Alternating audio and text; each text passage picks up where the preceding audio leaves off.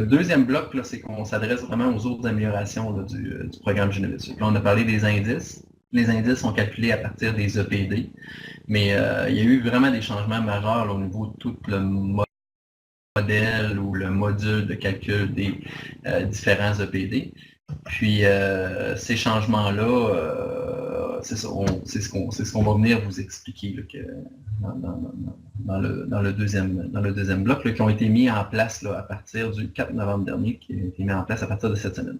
Fait que pourquoi qu'on a effectué des améliorations? Ben, c'est ça, on a saisi des nouveaux caractères, la taille de population elle a augmenté, en fonction de la sélection génétique, ben, il y a des corrélations entre les caractères changent aussi. Fait que ça devient nécessaire, ça devient souhaitable qu'on révise le programme d'évaluation génétique de Genovis. Puis ça, c'est fait par des généticiens, des programmeurs, puis aussi avec l'aide d'intervenants du milieu. Fait qu'on va présenter les changements ou les améliorations là, en 7 sous-sections. Fait qu'il y a 1, les nouveaux caractères dans le programme, 2, c'est la mise à jour de la base génétique, 3, la révision des irrégularités, corrélation entre les caractères, 4, meilleure estimation du poids de naissance, 5, 3 types de mères différents qui sont maintenant considérés, 6, c'est l'amélioration des groupes de race, puis 7, c'est les modifications de la période d'éposie. Fait que ça ressemble un peu à la présentation que j'avais faite à la RGA du CEPOC, mais on a modifié quelque peu là. Certaines sections, on en a ajouté une, ça fait que c'est pas tout à fait pareil, ça fait que ceux qui l'ont assisté, ben, ça va être un peu différent. Fait que le premier bloc, c'est vraiment des nouveaux caractères que vous avez dans le programme. Fait que le premier, c'est le PD 50-100 jours qui change, qui remplace le PD poids à 100 jours. Fait que c'est aussi simple que, puis c'est comme ça que c'était fait par le passé, puis c'est fait encore comme ça actuellement, c'est qu'il y a 2 EPD qui sont calculés dans le programme. Il y a le PD poids 50 jours, le poids sauvage, puis il y a le PD gain 50-100 jours. Fait qu'avant ça, c'était ça aussi. Tu avais un gain 50-100 jours, mais ce qu'on faisait, la raison, je pense que ça n'a jamais été trop clair, j'imagine, parce qu'on fait, la mesure qui est prise, c'est un poids 100 jours, fait qu'il y a eu une volonté d'avoir un EPD poids 100 jours, mais on prenait tout bêtement, on additionnait le gain 50-100 jours au poids 50 jours, le PD poids 50 jours, pour vous donner, pour publier le PD poids 100 jours. Fait que, entre vous et moi, dans le fond, ce qu'on faisait, c'est qu'on vous donnait un petit peu moins d'informations, parce qu'on additionnait 2 EPD ensemble, puis à mon avis, c'est tout à fait pertinent, valable, ou en tout cas, c'est beaucoup mieux d'avoir l'ensemble de l'information. Ça fait qu'à partir de cette semaine, ce qu'on fait, c'est que là, maintenant, vous avez la publication de l'EPD gain 50-100 jours. Ça couvre une moins grande période. Dans le fond, c'est un EPD qui est différent de l'EPD pour 50 jours. Deuxième changement au nouveau caractère ajouté dans le programme, c'est l'EPD nombre d'agneaux sevrés qui est remplacé par l'EPD poids sevré totaux. Je pense que ça vient encore une fois de la volonté là, des races prolifiques là, qui, eux, des fois, c'est pas tant l'accent sur le nombre de sevrés, mais on va avoir aussi, on va augmenter c'est aussi important d'augmenter le poids au sevrage des agneaux. Ça fait que là, on combine les 2 caractères ensemble. Ça fait que ce qui est calculé en termes de valeur génétique, c'est le nombre d'agneaux sevrés plus le poids de ces agneaux-là, ce qui devient le poids sevré total. Fait que cet EPD-là, il est encore une fois produit pour le premier et l'agnelage suivant. Puis ça donne, moi je pense encore une fois, c'est valable. C'est une belle amélioration parce que là, on ne considère pas juste le nombre, mais on considère aussi le poids au sevrage des agneaux. Deuxième mise à jour, c'est la mise à jour de la base génétique. Fait que ce qu'on a fait, commençons avec les EPD. Là, les indices, c'est le même principe. C'est quand vous avez un EPD, c'est une valeur qui peut être positive ou négative. Okay? Fait que, mais supposons qu'on a 1 kilo. On a 1 kilo pour le gain 50-100 jours. Là, ça fait qu'1 kilo 50-100 jours, ça veut dire quoi? Là? Fait qu'1 kilo 50-100 jours, c'est ce que tu t'attends du potentiel qui va se transmettre, supposons, du bélier, assez descendant, mais 1 kilo par rapport de plus 1 kilo par rapport à qui? Par rapport à quoi? Il y a une base génétique, il y a des animaux de référence à ce calcul-là. Puis ce groupe de référence-là, justement, lui, on lui donne la valeur de 0. Encore une fois, c'est une simple règle de 3 là, pour dire, regarde, eux, on les met à 0, puis à partir de là, on va calculer les autres. Puis jusqu'à l'ancien programme, c'était la base de référence, c'était l'année 2000. Là. Plus précisément, là, pour les EPD production, c'était la moyenne des EPD annulés en 2000. Puis pour les EPD reproduction, c'était la moyenne des EPD des brebis qui avaient annulé en 2000. Fait que l'amélioration faite, puis encore une fois, c'est pour se donner une meilleure référence du potentiel génétique des animaux lorsqu'on a une valeur positive ou lorsqu'on a une valeur négative, bien, être capable de mieux situer cet animal-là par rapport aux autres. Dans le fond, aux autres animaux, bien, on a mis à jour la base génétique. Là. Fait que la population de référence, ça ne sera plus 2000, ça va être maintenant 2010. Puis ce qu'on voit dans le graphique, on l'avait le même graphique précédemment, là, c'est que ben, c'est l'épaisseur de la langue. Là. Vous comprenez qu'il y a du progrès génétique qui se fait. Là. Fait que c'est comme dire que la nouvelle base de référence, 2010, mais c'est des animaux qui sont meilleurs, qui ont un meilleur potentiel, c'est souhaitable, qui ont un meilleur potentiel génétique que l'année 2000. Là. Ça fait que c'est une drôle d'amélioration, parce que ça a comme un effet pervers, là, mais ce que ça fait, c'est que là, maintenant, vous êtes comparé à des animaux plus récents. Ça donne une meilleure indication du potentiel génétique de vos animaux, mais vous êtes comparé à des animaux qui sont meilleurs, qui ont été améliorés. Ça fait que c'est ce qu'on va avoir ou ce qu'on a, c'est ce qu'on obtient à partir de cette semaine. Autre amélioration, c'est au niveau de la révision des héritabilités et des corrélations entre les différents caractères. Ça fait que ça avait été fait il y a plusieurs années. Ça devait tourner autour de 2005, puis on l'avait estimé seulement à partir de 4 races. Fait que là, vous comprenez depuis, là, il s'en est rentré des données. Là, fait que c'est le Dr. Schaeffer qui a décidé d'aller réestimer tous ces paramètres-là. Lorsqu'on parle d'héritabilité, ben, c'est le niveau de transmission d'un caractère des parents aux descendants. Fait que vous avez une héritabilité de 1, là, ce que ça fait, c'est que je mesure, je vais prendre encore mes longueurs d'oreilles, mais tu mesures la longueur des oreilles de la mère, tu mesures la longueur des oreilles du père, tu prends la moyenne de ces deux mesures-là, puis c'est exactement ce que ça va vous donner comme potentiel génétique, puis comme performance chez le descendant, lorsque tu as une héritabilité d'1. Si tu as une héritabilité de 0, ben, peu importe ce que tu mesures chez les parents, ben, tu obtiens une valeur là, qui a aucun lien avec les parents chez les descendants. Corrélation génétique, c'est la relation, le degré de relation entre deux caractères. Là. Fait que si on a une corrélation de 1, si la longueur des oreilles est corrélée de 1 avec le gain 50 jours, ça veut dire que quand vous mesurez la longueur des oreilles, vous êtes capable de prédire parfaitement le potentiel génétique pour le gain 50-100 jours. Si la corrélation est de 0, ben, il n'y a aucun lien, aucune relation entre ces deux paramètres ou ces deux caractères génétiques-là. Ça fait que peu importe la mesure que vous obtenez dans un, vous n'êtes pas capable de prédire la performance dans l'autre. Puis normalement, dans tous les programmes d'évaluation génétique, là, on recommande là, aux 5 à 10 générations là, de refaire un calcul des héritabilités et des corrélations entre les caractères. Parce que c'est des choses qui évoluent dans le temps, mais ça évolue pas si rapidement que ça. Mais c'est nécessaire de le faire.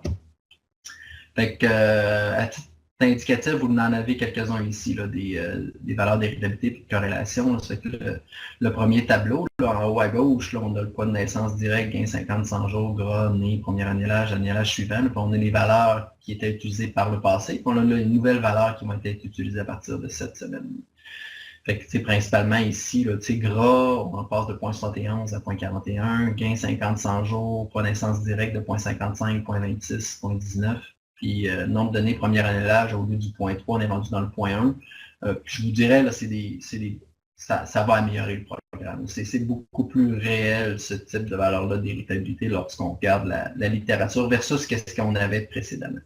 Puis, au niveau des corrélations génétiques, c'est des petits ajustements, comme on voit le pour 50 jours direct versus 50-100 jours, ben, le lien va être plus fort dans notre nouveau programme, qui va passer de 0.35 à 0.54. Le gain 50-100 jours direct versus la longe, il est rendu plus faible. Ça va aider au niveau de l'évaluation de la longe, de 0.48 à 0.22. Puis le nombre de données, premier annulage suivant, là, le lien est très, très, très fort. Là, je pense que ça a plus de sens d'avoir quelque chose autour de 0.52, puis qui justifie aussi peut-être la pertinence d'avoir ajouté ce caractère-là là, dans nos indices maternels. Puis, de façon plus vulgarisée, c'est quoi l'avantage de tout ça? C'est que plus l'héritabilité, supposons, va être élevée, ben plus on va accorder d'importance aux performances pour donner ou calculer une valeur génétique, puis plus l'héritabilité va être faible, ben, ce que ça nous dit, c'est que ça se transmet moins bien, supposons, des parents aux descendants, ça fait qu'on va mettre plus d'importance à toutes les informations de la famille, de la généalogie. Fait que, en gros, ce qu'on veut dans un programme, c'est toujours utiliser les valeurs d'héritabilité ou les valeurs de corrélation là, qui sont les plus réelles, les plus justes à notre base de données. Puis ce que ça donne, c'est des valeurs génétiques plus précises. Ça fait que ça, là-dessus, je pense que c'est une très, très bonne amélioration. Fait que ce qu'on va voir lorsqu'on va regarder nos valeurs de PID, c'est on va voir que les valeurs là, sont plus sont plus justes, surtout lorsqu'on va regarder les valeurs des descendants, là, que sur des animaux qui n'ont pas été encore mesurés. Là, on va observer là, justement une amélioration à ce niveau-là. Un quatrième changement, amélioration qui a été faite au programme, c'est meilleure estimation du poids de naissance des animaux non pesés. Fait que la façon que ça fonctionne, c'est qu'on a besoin d'attribuer des poids à la naissance des agneaux, même si le producteur ne nous fournit pas l'information. C'est sûr qu'on souhaite nous fournir l'information, c'est une information très précieuse, mais ça arrive. Là, je pense que ce n'est pas une obligation dans le programme. Chose qu'on devrait réviser, mais en tout cas, peu importe.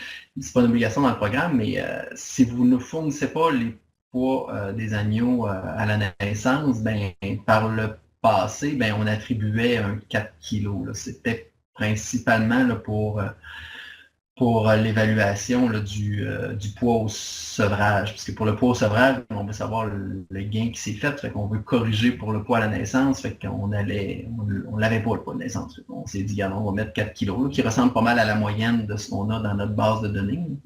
Fait que ici, c'est juste une petite parenthèse pour mentionner quand on calcule là, les valeurs de PD du poids de naissance, ben, on se sert du nombre d'agneaux nés, on se sert de l'âge de la brebis, du bélier, du sexe de l'agneau. Puis ça n'a pas changé, c'est toujours présent dans la nouvelle version. Et pour revenir sur notre 4 kg, mais vous comprenez, je regardais dernièrement des moyennes là, de poids pour certaines races là, à la naissance, là, puis il y en a que c'est autour de 5 kg. Fait que tu peux avoir, puis ici dans l'exemple qu'on mentionne, là, c'est un 3 kg. Ça fait qu'il y a certaines races, là, regarde, on est loin du 4 kg, là, ça peut être à plus ou moins 1 kg. Fait que l'amélioration qui a été apportée, là, c'est qu'au lieu de prendre 4 kg et d'attribuer ça à toutes les races, ben, ce qu'on fait, c'est qu'on prend la moyenne de la race. Quand les valeurs sont manquantes, ben là, on va aller attribuer la moyenne de la race. Si c'est 3, ça va être 3. Si c'est 5, ça va être 5. Mais ce ne sera plus le 4 comme c'était par le passé. Fait que ça, on voyait lorsqu'on regarde les valeurs de PID, là, on voyait ça, surtout un impact là, au niveau de l'EPD 50 jours maternel, là, la contribution de la mère là, pour le poids à 50 jours, comme aussi le PD pour 50 jours direct. Là, ces deux facteurs-là là, sont quand même influencés là, par ici ce changement-là au niveau du poids de naissance. C'est une amélioration. On donne une valeur qui est plus proche de la réalité. Puis on fait juste un rappel ici là, dans la diapo, là, dans le bas, là, que regarde, c'est des valeurs là, qui sont très précises, très importantes. S'il vous plaît, équipez-vous d'une balance. Là, puis je pense que c'est très important là, de peser ces agneaux à la naissance, d'avoir une bonne mesure, puis de l'utiliser par la suite là, pour le calcul des valeurs génétiques. Ça n'a pas juste une importance sur le poids à la naissance, ça a une importance aussi sur beaucoup d'autres caractères. Cinquième, 3 types de mères sont maintenant considérés dans le modèle. Fait que, ouais, on a 3 types de mères différents. On a celle que c'est logique, là, c'est la mère biologique, la mère génétique, là, celle qui contribue 50% de son ADN pour la composition génétique d'un sujet. Mais il y a aussi, un agneau peut être issu d'une mère porteuse. Donc, ça veut dire que ça peut être une mère là, qui a reçu des embryons. Il y en a quelques cas dans notre base de données, pas des milliers, il y en a quelques cas qui ont reçu des embryons puis qui ont donné naissance à un agneau. Fait que c'est important de bien distinguer lorsque c'est la contribution ou lorsqu'un agneau vient d'une mère porteuse.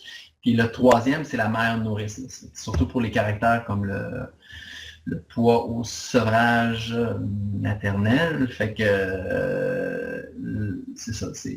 Il peut y avoir ce qu'on va expliquer, c'est qu'il peut y avoir des adoptions à la naissance. Ça fait que à la naissance, mais vous savez plus que moi, il y a une brebis qui donne 3 agneaux, il y en a un qui nous donne 1, ça fait qu'on va aller faire équilibrer les portées, on va prendre celle qui en a eu 3, on va aller le donner à la mère qui en a eu seulement 1 pour que chacun en ait 2 puis qu'il élève chacun 2 agneaux. Mais le problème qu'on avait dans l'ancien programme, c'est des choses qui ont été enregistrées dans la base de données, qui se sont développées avec le temps, avec une bonne saisie de ces données-là, mais ce n'était pas considéré lors de l'évaluation génétique. Ça fait que peu importe que l'agneau sevré, ben, peu importe c'était qui sa mère nourrice, peu importe s'il avait été nourri par un biberon, ben, le poids au sevrage, ben, était attribué à sa mère génétique.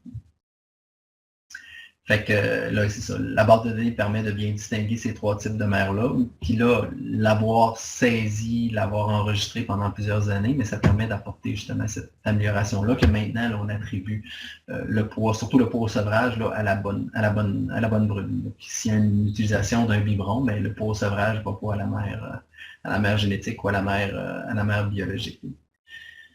Fait que c'est ça. Fait que, actuellement, il faudrait leur virer à l'envers, parce que là, c'est une présentation qui date de quelque peu. Là, c'est que la brebis, surtout la brebis là, qui va avoir adopté un nouvel agneau, ben, on va regarder son poids au sevrage, puis on va lui donner le crédit. C'est que pour améliorer les capacités, supposons laitières ou les qualités maternelles d'une brebis, ben, en tout cas, tant au niveau de la saisie que d'avoir un programme d'évaluation génétique qui permet de considérer cette information-là, là, ça va être très, très, très utile. Là. Pour produire justement des valeurs génétiques là, qui sont plus précises. Une autre amélioration, la sixième, c'est celle au niveau des groupes de races. Fait que, encore une fois, ça va avec le fait qu'on a augmenté le nombre de données dans notre base de données. Ça fait que des races à petit effectif, ben, avec les années, ben, il y a de plus en plus de sujets dans cette race-là. Fait que ça nous permet là, d'avoir plus de groupes de races dans notre programme. Fait que, on va passer de 15 races ou groupes de races à 25. Fait que là, on va en avoir 25. On a 25 à partir de cette semaine. Puis la façon que ça fonctionne, ça c'est ici, vous voyez là, les principales, c'est ça, il y a des groupes de races qui ont changé. Là, ça fait qu'on a plus de groupes de races. On passe de 7 à 11. Mais il y a surtout, là, c'est ici, là, ceux qui devraient être le plus contents des changements, c'est ceux qui étaient à l'intérieur d'un groupe de races qui maintenant là, sont dans une race à part entière. Là, ça fait que, le Corriedale, l'Île-de-France, East Region, le Charolais, l'Icelandic, puis les Catadins, là, eux autres, là, c'est eux là, qui c'est un principal changement là, que maintenant, ils vont être comparés entre les animaux de leur race. Là. Fait que, plus spécifiquement de la façon que ça fonctionne, il faut vraiment penser en termes de rang centile. Là. Fait que les évaluations génétiques, ben, tous les sujets sont évalués ensemble, mais lorsqu'on calcule les rangs centiles, ben, ça se fait à l'intérieur des races et des groupes de races. Puis ici, vous les avez à l'écran là, à droite, là, chacun des nouveaux groupes de races. Là. Ça fait que l'arcotrido, c'est un seul groupe, ça fait partie du groupe 1. Quand on va un peu plus loin, là, supposons le Texel, le Tunis, ben, eux autres, je vais en prendre deux qui sont ensemble. Si je vais prendre le Dorpeur et le Tunis, supposons, eux autres sont regroupés ensemble dans le groupe 19. Et là, quelqu'un peut poser la question, mais là, pourquoi qu'on les regroupe ensemble? Mais c'est la population est trop petite de ces deux traces-là pour dire, OK, on va calculer des rangs centiles pour ces deux races-là, à l'intérieur uniquement de la race. Fait que la façon qu'on a procédé, on a regardé deux caractères, on a regardé la taille de portée, on a regardé aussi le gain, le poids au sevrage, si la mémoire est bonne, on a regardé le poids au sevrage, puis pour ceux qui avaient des valeurs le plus similaires, plus proches de l'une de l'autre, ben, on a décidé de regrouper ces races-là. C'est d'avoir un caractère de production, un caractère de production et un caractère de reproduction. C'est sur cette base-là. Fait que maintenant, les rangs centiles, ben, un nouveau groupe de races qui a été formé, supposons que c'est le Charolais, ben, ils vont être comparés uniquement à l'intérieur des Charolais. Avant, le Charolais est inclus dans un groupe de races avec plein d'autres races. Là. Ça fait que vous comprenez qu'au niveau des rangs centiles, ça a fait influencer ou ça a quand même un effet assez majeur. Là. Le groupe, je pense que c'est le groupe 21 là, qui était un des groupes là, qui était principalement touchés, là, qui eux, là, c'était des races là, qui n'étaient pas comparées les uns versus les autres là, dans l'ancien programme. Puis à partir de cette semaine, là, ils sont vraiment maintenant regroupés tous ensemble. Là. Fait que eux, là, ça a des impacts au niveau des rangs centiles, tant des EPD que des indices. Puis si je fais juste un petit rappel, là, les rangs centiles, là, que plus la valeur est élevée, là, mieux c'est, plus la valeur génétique là, est positive ou favorable ou souhaitable. Ici, ce que vous voyez, c'est que c'est le tableau qu'on avait, là, nos 5 béliers, là, la classique, là, puis que on va faire l'exemple que les indices, il fallait les utiliser pour sélectionner ces béliers-là. J'avais comme un cas intéressant ici, puis qui vous montrait justement l'effet des rangs centiles. Quand je vous ai présenté aussi le certificat de performance, je vous ai mentionné là, que dans le nouveau programme, il faut faire attention à ça. On peut voir des fois des valeurs négatives, mais c'est pas à cause qu'on voit des valeurs négatives que notre animal n'est pas améliorateur de la race. Là, on avait un bel exemple ici que je voulais souligner. C'était 5 excellents béliers qu'on avait au niveau des indices. Puis au niveau des EPD longes, on avait 2 béliers, le 4 et le 5, qui ont des valeurs négatives, des EPD négatifs. Là, ce qu'on vous donne comme recommandation, c'est d'aller voir vraiment toujours les rangs centiles pour savoir qu'est-ce que ça signifie à l'intérieur de la race Suffolk. Puis ce qu'on voit, c'est que la moyenne d'un rang centile, c'est 50. Là. Tu te classes parmi le 1% supérieur, ça, tu vas avoir un rang centile 99. Tu te situes parmi les 25% inférieurs, mais tu vas avoir un rang centile de 0 à 25. Et ici, ces deux sujets-là, malgré qu'ils ont des valeurs de PD négatives, on se rend compte qu'ils sont dans le 75 rang centile. Ils sont à 75-78, ça fait qu'ils sont dans le 25% supérieur. Fait que faites vraiment attention au niveau des interprétations de se fier. Les valeurs sont justes, mais de beaucoup moins se fier aux valeurs pour se donner une indication si vous avez des animaux qui sont améliorateurs ou pas. Puis vraiment toujours regarder au niveau des rangs centiles, puis de le faire tant au niveau des EPD que des indices. Fait que c'est ça. Le fait d'avoir augmenté les groupes de races, je pense que ça va donner des meilleurs repères, à savoir comment nos animaux là, performent par rapport aux animaux de leur race ou de leur groupe de race. Ça fait que c'est une belle amélioration qui a été encore une fois apportée au programme. Puis la dernière, et non la moindre, c'est la modification des périodes de pesée, des mesures aux ultrasons, des poids et des valeurs admissibles au calcul des valeurs génétiques. Fait que, il y a eu tout d'abord une harmonisation pour la pesée ou la prise de mesure aux ultrasons là, autour de 100 jours. Là. Fait que, on s'est arrimé à ce que ça soit entre 73 et 135 jours. C'est effectif à partir de cette semaine. Fait que là, maintenant, il y aura, en tout cas, vous allez pouvoir toujours faire les deux opérations en même temps, ce qui est souhaitable aussi. Auparavant, ce n'était pas tout à fait la même période. On a changé la période de pesée sur 50 jours. On l'a augmenté de 20, ça partait à 28, mais on l'a à part de 69 jusqu'à 72 jours. On a eu du changement au niveau de la mesure minimum d'épaisseur de longe, mais au niveau des valeurs valides, on permet un plus grand intervalle pour le poids de naissance, puis des poids qui sont réels. Là, ça veut dire qu'on accepte des mesures au poids de naissance de 0,5 à 9,9 kg. Fait que, avant, vous aviez un agneau de 8,5, il y avait une valeur manquante. Là, maintenant, on va y mettre, on va pouvoir considérer son poids de 8,5. C'est une belle amélioration au niveau du programme. Puis au niveau des éleveurs, là, pour avoir moins de manipulation des animaux, une meilleure efficacité, une meilleure gestion de temps, disons, on va pouvoir encore une fois faire la pesée 100 jours et les mesures de toute façon dans la même période. Alors, je serais rendu à la période de questions. Ça fait que je ne sais pas de ton côté si, Amélie, tu as vu les questions de nos participants. Personne qui a posé de questions, mais j'en aurais peut-être une qu'on se fait poser souvent pour démêler au niveau de la sélection des indices. Un éleveur de Suffolk ou d'Hampshire ou d'une race terminale qui aimerait améliorer son nombre né, est-ce qu'il devrait sélectionner ses brebis sur le mat HP pour augmenter sa prolificité ou dans le fond ça ne fonctionne pas parce qu'il devrait y aller plus sur l'indice carcasse? Qu'est-ce qu'il peut faire pour améliorer sa prolificité?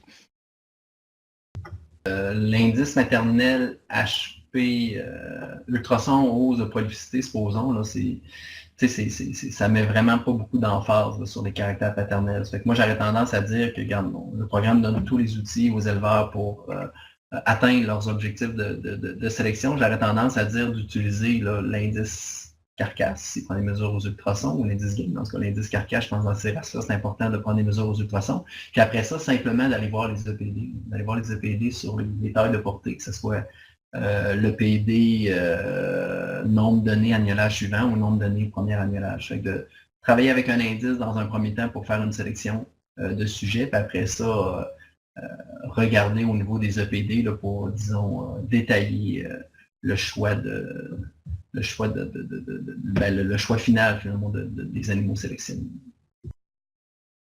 Je pense qu'ici qu'on a. Est-ce que le nombre sevré comprend un pourcentage de sevré? Est-ce que le nombre de sevrés comprend un pourcentage? Exemple, né 1 sevré 1 comparé à né 4. Pas sûr de bien comprendre, peut-être ça prendrait une sous-question. Ce que je peux répondre, c'est que là, par le passé, là, on avait vraiment au niveau des sevrés, là, la mécanique a complètement changé. C'est qu'avant, on avait vraiment un caractère qui était l'EPD, nombre de sevrés. Puis là, maintenant, ce qu'on a, c'est que c'est vraiment le poids total de la portée qui est considéré. Là. Fait que dans le fond, c'est ça, ce qui va remplacer, c'est une simple règle de 3. Là. Encore une fois, on tient compte tous de nos facteurs, s'il y a eu des biberons, si c'était la mère nourrice, là, mais on tient seulement compte du poids total de la portée. Ça fait que si on prend ton nombre de sevrés, mais on va aller chercher aussi le poids de tous les agneaux au sevrage, puis c'est à partir de ce poids total de sevrés-là qu'on va calculer des nouvelles valeurs génétiques. On va juste sortir. Ce que je veux dire, la première brebis a sevré 100% de ses agneaux, mais la deuxième a sevré 25% de ses agneaux. Ben, là, maintenant, ce qui est vraiment considéré dans le programme d'évaluation génétique, c'est justement combien la brebis ne sera pas comparable. Ce qui a été rajouté, c'est que ce que je veux dire, c'est que la première brebis a sevré 100% de ses agneaux, mais la deuxième a sevré 25% de ses agneaux. Le poids ne sera pas comparable non plus. Mais c'est vraiment le poids qui est considéré. C'est que s'il y en a une qui a sevré 25% de ses agneaux, c'est ce qu'elle a sevré comme agneau qui va être considéré comme poids. Puis s'il y en a une qui a sevré 100% de ses agneaux, c'est le poids total de tous ces agneaux qui vont être considérés. Ça fait que la façon qu'on régit, disons, nos adoptions, là, ça devient très important là, pour le calcul des valeurs génétiques. Est-ce qu'on peut nuire à l'évaluation de notre troupeau si on saillit les meilleures brebis en pur et les moins performantes pour faire de l'hybride? Non, tout à fait. Ça n'a aucun impact là, au niveau de l'évaluation génétique de votre troupeau. Même c'est des pratiques là, qui sont tout à fait recommandées. Fait que d'aller, peu importe, là, quelqu'un, j'avais déjà entendu ça dans d'autres espèces, en production en ville, fait quelqu'un qui se dirait, ben, regarde, je vais prendre mes pires, je ne sais pas si c'est ça que vous vouliez dire par votre question, mais je vais prendre mes pires sujets pour utiliser tel mâle en centre d'insémination pour justement aller réduire les valeurs ou le potentiel génétique de mon sujet reproducteur, mais pour l'avoir vérifié plusieurs fois, puis de la façon que la mécanique des évaluations génétiques est faite, ça n'a aucun impact. Que vous prenez vos meilleurs béliers avec vos meilleures brebis, ça n'aura aucun impact positif ou négatif sur vos valeurs génétiques. C'est simplement une bonne pratique là, de prendre vos meilleures brebis et les mettre avec les meilleurs béliers. Et pour les béliers qui font plus de saillie pure versus hybride, même chose. Peu importe que vous les utilisez les béliers en pur ou en hybride, peu importe que vous les utilisiez que vous ayez un bélier exceptionnel, que vous utilisiez sur des brebis qui ont un potentiel beaucoup moindre ou un potentiel extraordinaire, ça n'aura peu ou pas d'impact de la façon que la mécanique des valeurs génétiques sont calculées. Le bélier va pouvoir préserver ou garder ses valeurs génétiques. C'est vraiment la notion là, de groupe contemporain. Là. Je pense qu'il va y avoir d'autres webinaires qu'on va faire par le futur là, qui vient aider à ce niveau-là. Là, que ce qui est important, c'est plus lorsqu'on va mesurer les performances chez les descendants de ce bélier-là, c'est à l'intérieur du groupe contemporain, là, c'est comment ces descendants-là performent. C'est vraiment là que ça va venir influencer les valeurs génétiques. Je ne sais pas, je peux peut-être attendre encore quelques secondes si vous avez par clavardage d'autres questions qu'on peut ajouter, parce que sinon le reste de la présentation, là, c'est un petit quiz très rapide de remerciements, ça fait qu'on en a pour encore quelques minutes, ça fait que je vais peut-être attendre quelques secondes, je ne sais pas si j'ai manqué des questions. Je vais y aller avec la deuxième, en tout cas la fin de la présentation. Encore une fois, on est tout près de 11h30. Puis c'est ça, juste à la fin aussi, encore une fois, là, on a jusqu'à midi au moins, on va donner une bonne période de temps. Là, si des fois vous avez des questions par clavardage ou si vous voulez activer votre micro aussi, peut-être juste m'écrire un message, puis on aimerait ça là, vous permettre de poser vos questions jusqu'à la fin. Fait que, question quiz, fait que, on va revenir sur les indices.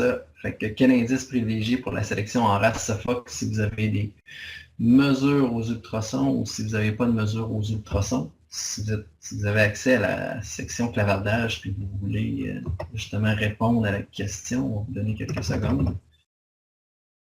N'hésitez pas. Avec mesure ultrason, ouais, vous pouvez répondre tout d'abord avec mesure ultrason si vous pouvez indiquer quel indice avant que je fasse apparaître les réponses. Je n'ai pas encore de bonnes réponses de participants. J'ai des questions sur, ouais, s'il vous plaît, c'est quel indice privilégié SOFOC avec mesure ultrason?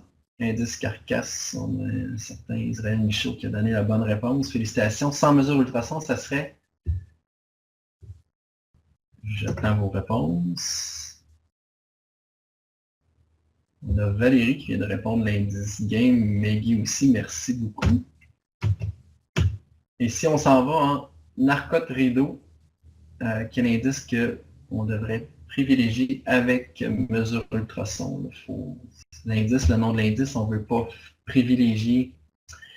On a client, j'ai pas le nom de la personne là, qui a dit le Mat U, Maggie aussi. Félicitations pour votre réponse. Puis le sans mesure ultrason.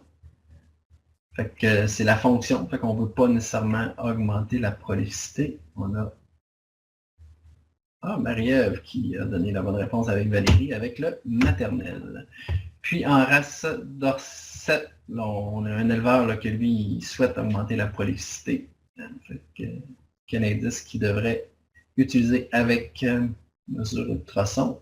Il y en a même qui tentent de répondre aux questions avant même que j'ai fini de poser la question. Fait que félicitations à Israël, puis à client, qu'on ne sait pas c'est qui, avec le maternel ultrason hausse de prolificité et sans mesure ultrason.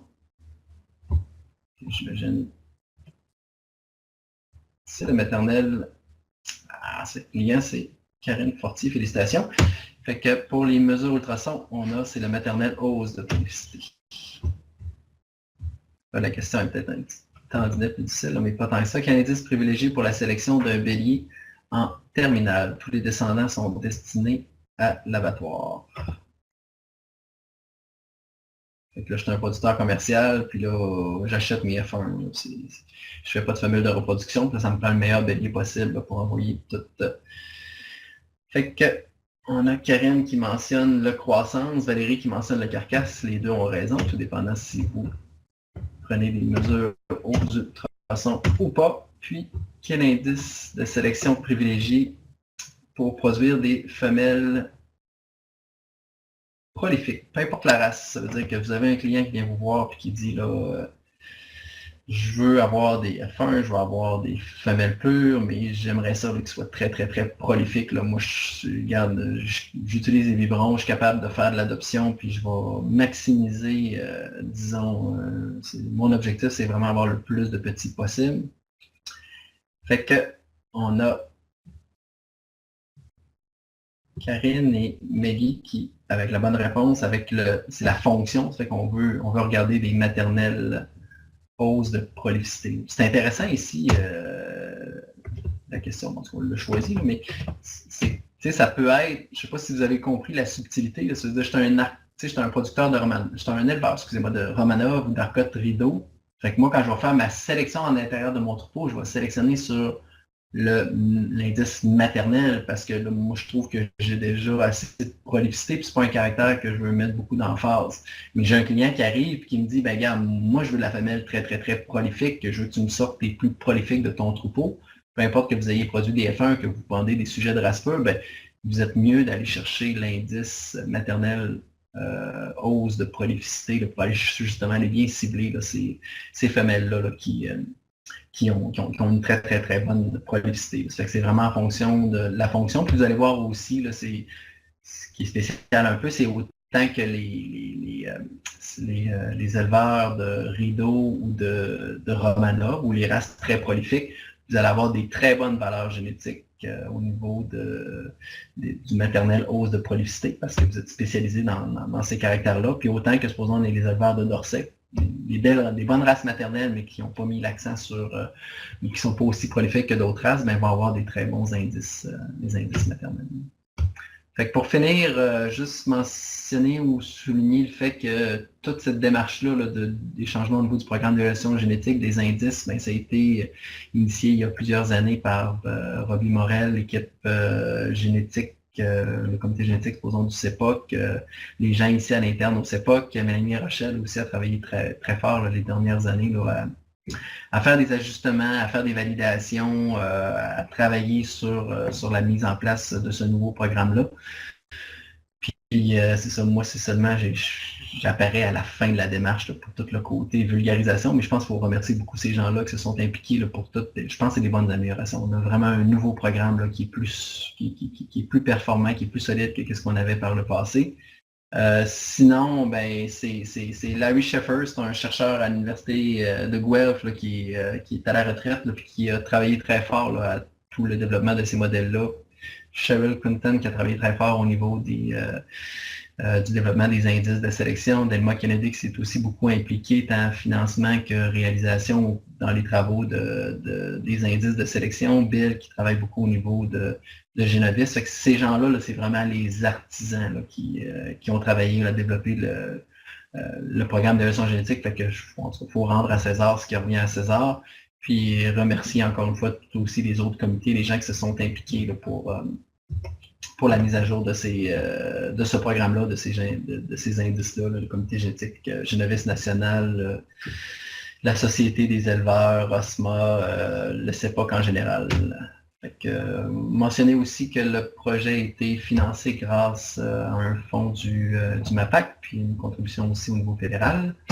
Puis sinon, ben, regarde, merci à tous pour de votre écoute. C'est très intéressant. On apprécie beaucoup là, d'être en contact avec vous, que vous soyez justement intéressés au niveau des changements qui ont été apportés. Puis Amélie et moi, on est toujours disponibles aussi dans les prochaines semaines. Là, on met beaucoup d'accent justement sur aller expliquer, vulgariser les changements qui ont été apportés. Ça fait que moindrement que vous avez des questions, n'hésitez pas, là, on est vraiment là, puis on est vraiment dédié là, à pouvoir vous expliquer au mieux de nos connaissances là, des changements qui ont été apportés. Ça fait que, s'il vous plaît, consultez vos valeurs, puis si vous avez des questions, ben, appelez-nous, envoyez-nous un courriel, puis ça va nous faire plaisir là, d'expliquer au mieux possible qu'est-ce qui a changé au niveau de votre. J'espère que vous avez apprécié la présentation. Comme je l'avais mentionné précédemment, là, on va rester quelques temps là, connecté. Je vais probablement fermer mon microphone, là, mais s'il y en a des fois qui veulent prendre le micro, juste me le mentionner, ou encore une fois, posez-moi vos questions par clavardage, puis ça va nous faire plaisir de répondre à vos questions. Sinon, ben, merci beaucoup de votre participation et je vais vous dire à une prochaine fois.